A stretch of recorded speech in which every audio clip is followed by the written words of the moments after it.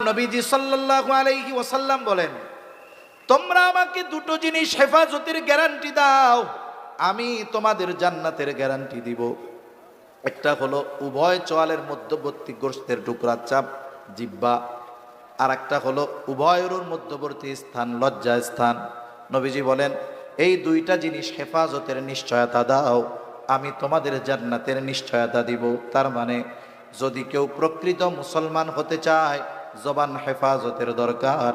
জান্নাতের নিশ্চয়তা যদি নবীর থেকে পেতে চায়, জবান হেফাজতের দরকার। তাই আজকে থেকে আমরা নিজেরা ওয়াদাবদ্ধ হব, এখন থেকে আমি আমার জবানের দ্বারা অপর কোন মুসলমান ভাইকে কষ্ট দিব না, ইনশাআল্লাহ। বকাঝকা দিব না তো, আমার জবান হেফাজত করবে ইনশাআল্লাহ। তাহলে রাসূলুল্লাহ সাল্লাল্লাহু আলাইহি ওয়াসাল্লাম বলেন,